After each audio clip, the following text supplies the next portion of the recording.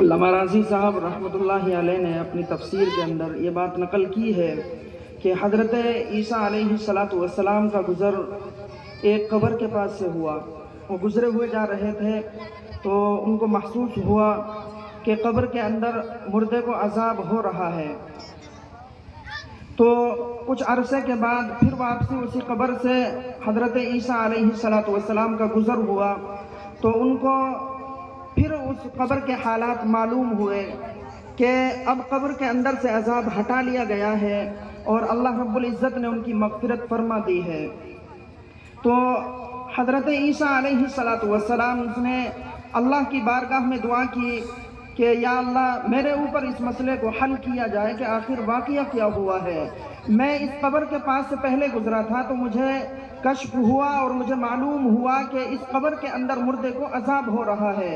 اور اب میں بعد میں گزرا ہوں تو میں نے دیکھا کہ اس قبر کے اندر مردے کو اب عذاب نہیں ہو رہا ہے، اس کے عذاب کو روک لیا گیا۔ تو اللہ رب العزت نے جو بات ان کو بذریعہ وحی بتلائی، سبھی حضرات بہت ہی توجہ کے ساتھ سنیں۔ یعنی آج کل جو ہم اپنے بچوں کو پڑھا رہے ہیں، اپنے بچوں کو بھیج رہے ہیں، وہ سبھی حضرات غور کریں، اور جو لوگ ان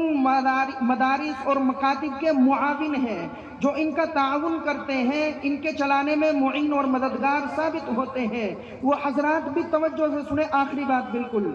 اللہ رب العزت نے ان کو جواب میں ارشاد فرمایا کہ عیسیٰ بات اصل یہ ہے کہ یہ جو شخص ہے قبر کے اندر پڑا ہوا ہے، جس وقت اس شخص کا انتقال ہوا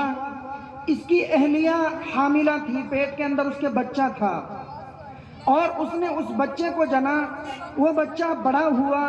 اور بڑا ہو کر کے اس کی اہلیہ نے یعنی بچے کی ماں نے اس بچے کو مکتب کے اندر داخل کرا دیا،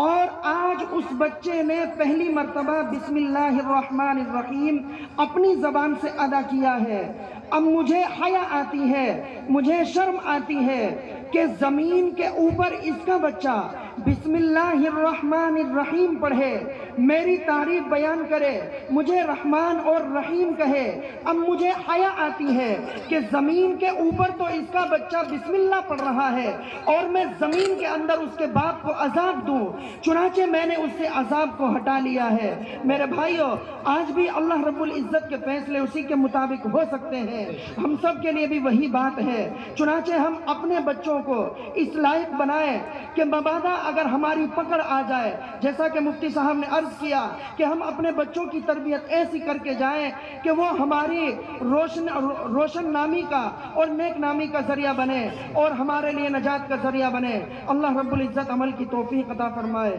وما علینا الا البلاغ المبین۔